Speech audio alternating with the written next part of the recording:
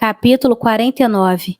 Por mais inexplicáveis que as circunstâncias de sua libertação pudessem parecer a toda a família, o certo era que Edward estava livre, e com que finalidade essa liberdade seria utilizada era facilmente previsto por todos, pois depois de ter experimentado as bênçãos de um compromisso imprudente, contraído sem o consentimento da mãe, como tinha feito há mais de 4 anos, nada mais se poderia esperar dele, ao falhar naquele, do que a imediata contração de outro. Sua missão em Barton era de fato bem simples. Era somente para pedir a Elinor que se casasse com ele, e considerando que ele não era de todo inexperiente em semelhante questão, pode parecer estranho que se tivesse sentido tão constrangido no presente caso, como realmente se sentiu, tão necessitado estava de estímulo e de ar puro. Como Edward logo se havia predisposto a tomar a resolução apropriada, contudo, como a oportunidade de pô-la em prática logo surgiu, de que maneira ele se expressou e como foi recebido, tudo isso não precisa ser minuciosamente contado. Basta dizer somente que quando todos eles sentaram à mesa às 4 horas, cerca de 3 horas depois de sua chegada, ele já havia obtido a mão de Elinor, o consentimento da mãe dela, e não se encontrava somente na extasiante profissão de fé do apaixonado, mas também invocando a razão e a verdade. Se sentia o mais feliz dos homens. Sua situação, na verdade, era mais que de extrema alegria, tinha mais que o triunfo normal do amor correspondido para encher seu coração e soerguer sua disposição.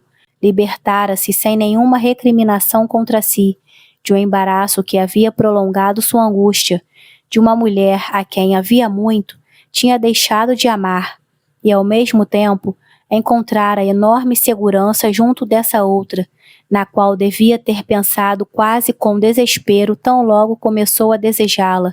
Saíra não da dúvida ou da expectativa, mas da amargura para a felicidade, e essa mudança era abertamente exibida com uma autêntica, transbordante e agradecida alegria, que seus amigos nunca haviam nele testemunhado. Seu coração estava agora aberto para Elinor, todas as suas fraquezas e erros confessados, e seu primeiro afeto juvenil por Lucy, tratado com toda a filosófica dignidade dos 24 anos. Foi uma inclinação tola e inútil de minha parte, disse ele, consequência de minha ignorância do mundo e falta de uma atividade. Se minha mãe me tivesse dado uma profissão quando fui retirada aos 18 anos dos cuidados do Sr. Pratt, tenho certeza de que isso nunca teria acontecido, pois embora tenha deixado o local com o que pensava na época ser uma insuperável preferência pela sobrinha dele, se eu tivesse algum objetivo, alguma ocupação que pudesse empregar meu tempo e manter-me distante dela por alguns meses, muito em breve teria superado esse apego imaginário, especialmente pela convivência maior na sociedade, que em tal caso devia ter tentado. Mas em vez de ter alguma coisa a fazer, e em vez de ter uma profissão escolhida para mim, ou que eu próprio tivesse a permissão de escolher, voltei para casa para permanecer completamente ocioso, e durante todo o primeiro ano daí em diante, não tive nem mesmo a ocupação usual que teria se eu pertencesse a uma universidade, pois só entrei na de Oxford aos 19 anos. Nada tinha, portanto, a fazer nesse mundo, a não ser ir à cata de fantasias do amor, e como minha mãe não tornava minha casa confortável sob qualquer aspecto, como eu não tivesse um amigo, um companheiro na pessoa de meu irmão, e não gostasse de fazer novas amizades, não era estranho que fosse com muita frequência ao Sr. Pratt, onde sempre me sentia como se estivesse em casa, e sempre tinha certeza de ser bem recebido. Foi exatamente por isso que ali passei a maior parte de meu tempo, dos 18 aos 19 anos. Lucy me parecia tudo o que havia de mais cordial e amável. Era bonita também, pelo menos assim eu achava até então, e eu tinha visto tão pouco outras mulheres que não podia fazer comparações, e não via nela defeito algum. Considerando tudo, portanto, espero que por mais insensato que pudesse parecer nosso compromisso, insensato como em todo sentido provou ser, não fosse na época uma espécie de loucura estranha ou indesculpável.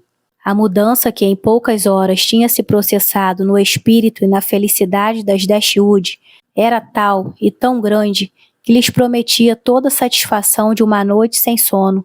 A senhora Dashwood, feliz demais para estar calma, não sabia como amar Edward nem como louvar Elinor de maneira suficiente, ou mostrar-se agradecida por sua libertação sem ferir a própria suscetibilidade dele, nem como conseguiria deixá-los à vontade para conversar sem restrições, e ainda desfrutar, como desejava, da visita e da companhia dos dois. Marianne só podia expressar sua felicidade com lágrimas. Haveria de ocorrer comparações, mágoas poderiam surgir, e sua alegria, embora sincera, como seu amor pela irmã, era de um tipo que não lhe dava nem disposição nem palavras.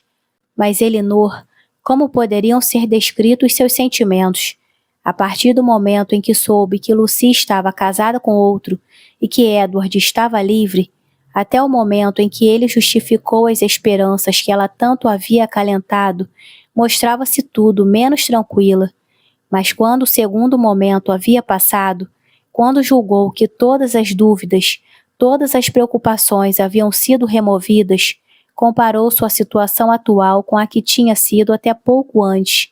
Viu-o honrosamente liberto de seu antigo compromisso.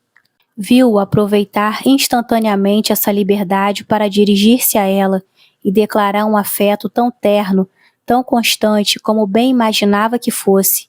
Ela estava oprimida, estava dominada pela própria felicidade e felizmente disposta como a mente humana se predispõe a familiarizar-se facilmente com qualquer mudança para melhor. Ainda assim exigiu dela várias horas para dar serenidade ao espírito ou algum grau de tranquilidade ao coração.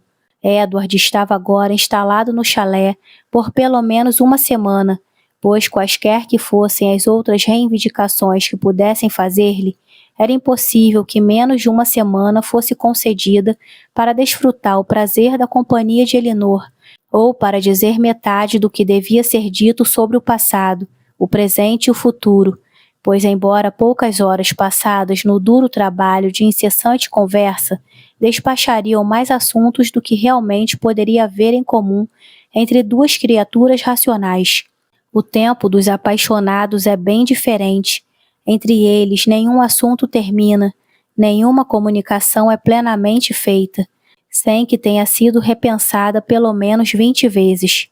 O casamento de Lucy, a incessante e razoável surpresa entre todos eles, constituiu de fato uma das primeiras discussões dos dois apaixonados, e o conhecimento particular de Elinor de cada um dos cônjuges parecia-lhe, sob todos os aspectos, uma das mais extraordinárias e inexplicáveis circunstâncias de que jamais ouvira falar.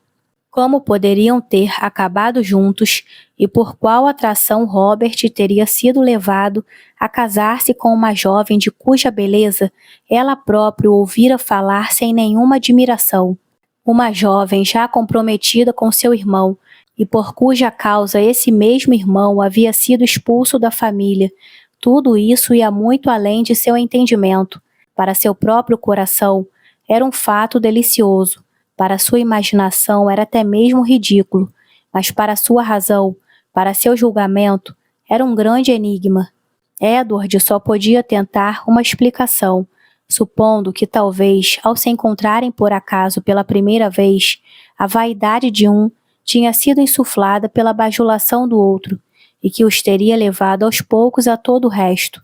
Elinor lembrava-se do que Robert lhe havia dito na Harley Street, ou seja, da opinião do que sua própria mediação nos assuntos do irmão poderia ter produzido, se pudesse ter intervindo a tempo.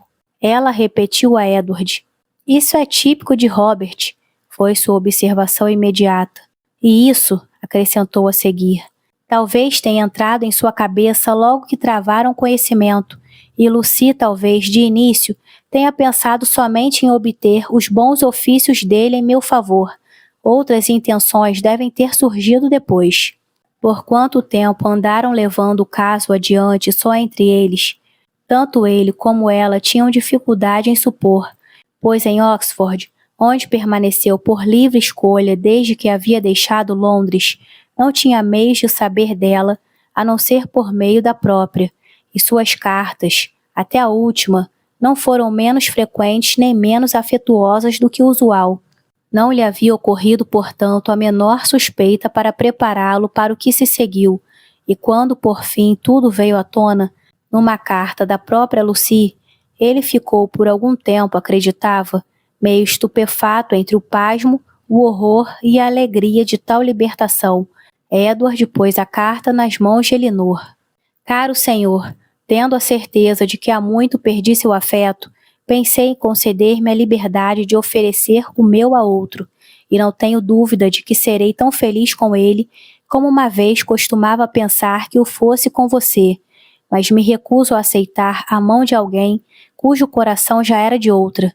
Desejo-lhe sinceramente que seja feliz em sua escolha, e não será culpa minha se não conseguirmos ser sempre bons amigos que nossos laços familiares ora o exigem. Posso dizer com segurança que não nutro nenhuma malevolência em relação a você, e estou certa de que há de ser bastante generoso para não nos desejar qualquer mal. Seu irmão conquistou inteiramente meu afeto, e como não pudéssemos viver um sem o outro, acabamos de descer do altar, e agora estamos a caminho de Dawlish, onde passaremos algumas semanas, lugar que seu irmão sempre teve grande curiosidade de conhecer, mas pensei que antes deveria importuná-lo com estas poucas linhas e subscrever-me sua sincera amiga e cunhada, Lucy Ferris. Queimei todas as suas cartas e vou lhe devolver seu retrato na primeira oportunidade.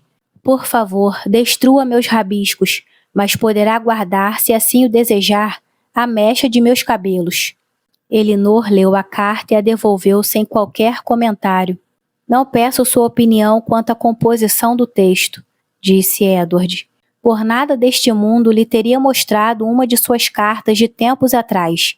Para uma cunhada já é bastante ruim, mas para uma esposa, como eu corava ao ver as páginas escritas por ela, e creio que posso dizer que desde os primeiros 6 meses de nosso tresloucado caso, esta foi a única carta que recebi dela, cujo conteúdo não merece críticas, apesar da deficiência do estilo. Mas aconteceu, disse Elinor depois de uma pausa. Certamente estão casados, e sua mãe atraiu sobre si o castigo mais apropriado. A independência que deu a Robert por ressentimento contra você colocou nas mãos dele o poder de fazer a própria escolha, e na realidade ela subornou um filho com 1000 libras por ano para que este viesse a fazer exatamente o mesmo que a levara a deserdar o outro, por tentar fazê-lo. Creio que ela não ficará menos ofendida, suponho, por Robert ter se casado com Lucy do que o teria ficado se você tivesse casado com ela. Deve ficar ainda mais ofendida, pois Robert sempre foi seu predileto. Vai ficar muito mais ofendida, e seguindo o mesmo princípio, vai perdoá-lo muito mais depressa. Edward não sabia em que estado se encontravam agora as relações entre seus familiares, pois não havia tentado ainda qualquer comunicação com alguém dentre eles. Havia deixado Oxford 24 horas depois de ter recebido a carta de Lucy, e com um único objetivo diante dele, o caminho mais curto para Barton. Não tinha tido tempo para elaborar qualquer esquema que não considerasse esse caminho como o mais próximo de seu ponto de chegada. Nada poderia fazer antes de assegurar-se de seu destino com a senhorita Dashwood, e pela rapidez em procurar esse destino, pode-se supor, apesar dos ciúmes com que às vezes pensava no coronel Brandon, apesar da modéstia com que avaliava seus próprios méritos e da polidez com que falava de suas dúvidas, não podia enfim esperar uma recepção muito desumana. Cabia a ele, no entanto, dizer o que fez, e o disse de modo muito sensato.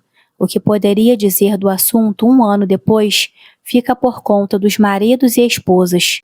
Estava perfeitamente claro para Elinor que Lucy queria enganá-la, agindo maliciosamente em seu recado trazido por Thomas, e o próprio Edward, agora totalmente esclarecido sobre seu caráter, não tinha escrúpulos em acreditar que ela fosse capaz das maiores mesquinharias por seu temerário mau gênio. Embora seus olhos estivessem abertos havia muito tempo, Mesmo antes de conhecer Elinor, para sua ignorância e falta de liberalidade em algumas de suas opiniões, ele as havia igualmente imputado à falta de instrução, e até que recebesse essa última carta, sempre a havia considerado uma jovem bem disposta, de bom coração e inteiramente apegada a ele. Nada mais que essa persuasão o havia impedido de pôr um fim a um compromisso que muito antes de sua descoberta o deixara exposto à ira de sua mãe. Tinha sido uma fonte contínua de desassossego e de tristeza para ele. Julguei meu dever, disse ele, independentemente de meus sentimentos, dar-lhe a opção de continuar ou não o compromisso, quando fui deserdado por minha mãe, e fiquei aparentemente sem um amigo no mundo que me desse apoio. Em tal situação em que nada parecia tentar a avareza ou a vaidade de qualquer criatura humana, quando ela tão séria e calorosamente insistiu em compartilhar meu destino, fosse ele qual fosse, como poderia supor que estivesse instigada por nada mais que pela mais desinteressada das afeições? E mesmo agora, não posso compreender por qual motivo agiu ou que imaginária vantagem poderia estar presa a um homem pelo qual não tinha a menor consideração e que só tinha 2.000 libras nesse mundo. Ela não podia prever que o coronel Brandon haveria de me conceder um benefício. Não, mas ela podia supor que algo iria ocorrer em seu favor, que sua própria família deveria ceder com o tempo, e de qualquer modo ela nada perdeu ao continuar mantendo o compromisso, pois provou que tal não algemava seus desejos nem suas ações. O compromisso era certamente respeitável e provavelmente lhe granjeava consideração entre amigos e amigas. E se nada mais vantajoso ocorresse, seria melhor ela casar-se com você do que ficar solteira. Edward, na verdade, convenceu-se imediatamente de que nada poderia ter sido mais natural que a conduta de Lucy, nem mais transparente que seu motivo. Elinor recriminou severamente, como as mulheres sempre reagem à imprudência que as elogia, por ter passado tanto tempo com elas em Norland, quando ele já devia ter sentido sua própria inconstância. Seu comportamento foi certamente desastroso, disse ela, porque, sem falar de minha própria convicção, nossas relações levavam a imaginar e a esperar o que, em vista de sua situação de então, nunca poderia acontecer. Ele só pôde pleitear a ignorância de seu próprio coração e uma errônea confiança na força de seu compromisso. Eu era inocente demais ao pensar que, ao ter minha palavra empenhada com outra, não havia perigo em ficar a seu lado, e que a consciência de meu compromisso era para manter meu coração tão seguro e sagrado quanto minha honra. Sentia que admirava você, mas dizia a mim mesmo que era só amizade, e até começar a fazer comparações entre você e Lucy, não sei até onde cheguei. Depois disso, suponho, errei ao permanecer tanto tempo em Sussex, e os argumentos com que me apaziguava para a conveniência de ficar não eram melhores que esses. O perigo é só meu. Não farei mal a ninguém a não ser a mim mesmo. Elinor sorriu e maniou a cabeça. Edward soube com prazer que o coronel Brandon estava sendo aguardado no chalé, pois realmente queria não só conhecê-lo melhor, mas também ter a oportunidade de convencê-lo de que não se ofenderia com sua oferta do benefício de Delaford. Até agora, disse ele, com os agradecimentos com tão pouca amabilidade que lhe dei na ocasião, ele deve pensar que nunca o desculpei pela oferta. Agora percebi atônito que nunca tinha estado no local, mas tão pouco interesse tinha mostrado pelo assunto que devia todo o conhecimento da casa, do jardim, da extensão da paróquia, das condições da terra e dos rendimentos à própria Elinor, que ouvira tanto a respeito do coronel e com tanta atenção que agora dominava inteiramente o assunto. Depois disso, somente uma questão permanecia indecisa entre eles, uma dificuldade apenas a ser superada. Estavam unidos por mútua afeição, com a mais calorosa aprovação de seus verdadeiros amigos. O íntimo conhecimento que tinham um do outro parecia garantir-lhes a felicidade, mas só precisavam de alguma coisa para viver. Edward tinha 2.000 libras e Elinor 1.000, que com o benefício de Delaford era tudo o que podiam chamar de seu, pois era impossível que a senhora Dashwood pudesse lhes adiantar alguma coisa, e nenhum dos dois estava tão loucamente apaixonados para pensar que com 350 libras por ano eles pudessem ter uma vida confortável. Edward não estava inteiramente sem esperanças de alguma modificação favorável em sua mãe com relação a ele, e se apoiava nisso para o restante de seus rendimentos, mas Elinor não tinha tanta confiança, pois como Edward continuava impossibilitado de casar-se com a senhorita Morton e escolhendo a ela, que segundo o comentário da senhora Ferrys, expresso em linguagem lisonjeira, não passava de um mal menor que Lucy Steele, e temia que a ofensa de Robert não servisse para outra finalidade senão para enriquecer Fanny. Cerca de 4 dias depois da chegada de Edward, o coronel Brandon apareceu para completar a satisfação da senhora Dashwood e para dar-lhe a honra de ter, pela primeira vez desde que morava em Barton, mais visitas do que sua casa podia comportar. Edward reteve o privilégio de primeiro visitante a chegar, e o coronel, portanto, se dirigia todas as noites para suas antigas acomodações em Barton Park, de onde geralmente retornava pela manhã, suficientemente cedo para interromper a primeira conversa particular dos namorados, antes do café. A permanência de 3 semanas em Delaford, onde pelo menos nas horas da noite pouco tinha a fazer senão calcular a desproporção entre 36 e 17, trouxe o coronel de volta a Barton num estado de espírito que necessitou de toda a persistência dos olhares de Marianne, de toda a amabilidade de sua recepção e de todo o estímulo das palavras de sua mãe para deixá-lo alegre. Em tais amigos, contudo, e com tal afabilidade, ele realmente se reanimou. Não tinha ouvido ainda nenhum boato sobre o casamento de Lucy, não sabia do que se havia passado, e as primeiras horas de sua visita foram consequentemente voltadas a ouvir os fatos e admirar-se. Tudo lhe foi explicado pela senhora Dashwood, e ele encontrou novas razões para alegrar-se com o que ele havia feito para o Sr. Ferrys, visto que isso, em decorrência, promovia a felicidade de Elinor. Seria desnecessário dizer que os cavalheiros melhoraram o bom conceito um do outro ao aprofundarem seu conhecimento mútuo, como não poderia deixar de ser. Sua semelhança em bons princípios e no bom senso, na disposição e maneira de pensar, provavelmente teria sido suficiente para uni-los na amizade, sem qualquer outra atração, mas o fato de gostarem de 2 irmãs, e de 2 irmãs que se estimavam profundamente, tornou aquela mútua consideração inevitável e imediata, que de outro modo deveria ter esperado pelos efeitos do tempo e do julgamento.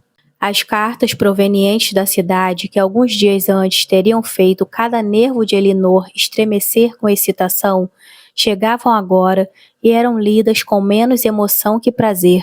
A senhora Jennings escreveu contando a notável história para desafogar sua honesta indignação contra a namoradeira jovem e ressaltar sua compaixão pelo pobre senhor Edward, que estava certa, andava inteiramente louco de amor por aquela moça levada, e devia estar agora, segundo a opinião de alguns, em Oxford com o coração partido.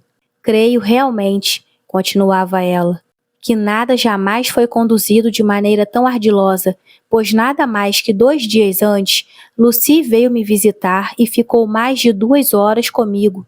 Nenhuma alma viva suspeitava de qualquer coisa desse tipo, nem mesmo Nancy, que pobrezinha veio ter comigo chorando no dia seguinte, tremendo de medo da senhora Ferrys, e ainda sem saber como ir à casa do tio, pois Lucy parece lhe pediu todo o dinheiro emprestado antes de sumir para casar-se, com a finalidade, supomos, de dar espetáculo, e a pobre Nancy ficou sem 1 centavo. Fiquei contente por dar-lhe 5 guinéus para que conseguisse ir a Exeter, onde pretende ficar 3 ou 4 semanas, na esperança, como lhe disse, de encontrar novamente o médico, e devo dizer que a má vontade de Lucy em não levá-la com eles na carruagem foi o pior de tudo. Pobre Sr. Edward, não me sai da cabeça, mas vocês deviam convidá-lo para ir a Barton, e Marianne vai tentar consolá-lo. As preocupações de John Dashwood eram mais solenes. A senhora Ferris era a mais infeliz das mulheres. A pobre Fanny havia sofrido agonias com sua sensibilidade, e ele considerava a sobrevivência de cada uma delas, sob tal golpe, com grato espanto. A ofensa de Robert era imperdoável, mas a de Lucy era infinitamente pior. Nenhum dos dois deveria ser novamente mencionado a senhora Ferris, e mesmo que mais tarde pudesse ser induzida a perdoar o filho, a mulher dele nunca seria reconhecida por ela como nora. Nem lhe seria permitido aparecer em sua presença. O segredo com que tudo havia sido levado adiante entre eles era racionalmente tratado como enorme agravante do crime, porque se algum dos outros familiares tivesse qualquer suspeita, medidas apropriadas teriam sido tomadas para impedir o casamento, e pedia a Elinor que se juntasse a ele para lamentar que o casamento de Edward e Lucy não se tivesse realizado, pois tornara-se ainda um meio de espalhar ainda mais desgraça na família, e continuou assim. A senhora Ferris nunca mais mencionou o nome de Edward, o que não nos surpreende, mas para nosso grande espanto, não recebemos dele nenhuma linha nessa ocasião. Talvez se mantenha em silêncio com receio de ofender. Por isso vou escrever para Oxford, dando a ele uma sugestão, por meio de algumas linhas, dizendo que sua irmã e eu achamos que uma carta de respeitosa submissão da parte dele, endereçada talvez a Fanny, que por sua vez a mostraria à mãe, não deve ser considerada inoportuna, pois todos sabemos da ternura do coração da senhora Ferris, que nada mais deseja que manter boas relações com seus filhos. Este parágrafo tinha alguma importância para os planos e a conduta de Edward. Decidiu atentar à reconciliação, embora não exatamente da maneira assinalada pelo cunhado e pela irmã. Uma carta de respeitosa submissão, repetia ele. Querem que eu peça perdão à minha mãe pela ingratidão de Robert para com ela e pela quebra da honra para comigo? Não posso mostrar submissão. Não vou me humilhar nem me arrepender pelo que se passou. Tornei-me muito feliz, mas isso não interessa. Não vejo submissão alguma apropriada para o caso. Você pode certamente pedir para ser perdoado, disse Elinor, porque você a ofendeu, e pensaria que deve arriscar-se agora a admitir certa preocupação por ter contraído um compromisso que provocou a ira de sua mãe. Ele concordou que poderia fazê-lo. E quando ela o tiver perdoado, talvez um pouco de humildade seja conveniente para lhe comunicar um segundo compromisso, que aos olhos dela é quase tão imprudente quanto o primeiro. Ele nada tinha a dizer contra, mas ainda resistia à ideia de uma carta de respeitosa submissão, e por isso, para tornar tudo mais fácil para ele, que se declarava mais propenso a fazer pequenas concessões orais que por escrito, ficou resolvido que, em vez de escrever a Fanny, ele iria a Londres e solicitaria pessoalmente seus bons ofícios em seu favor. E se realmente se interessarem, disse Mariana em seu novo semblante de candura, em promover a reconciliação, passarei a pensar que até mesmo John e Fanny não estão inteiramente sem méritos. Depois de uma visita de somente 3 ou 4 dias da parte do coronel Brandon, os dois cavalheiros deixaram Barton juntos. Deveriam seguir imediatamente para Delaford, porque Edward tinha de conhecer pessoalmente sua futura casa e ajudar seu protetor e amigo a decidir de que reformas necessitava, e daí, depois de permanecerem umas 2 noites, ele prosseguiria sua viagem para Londres.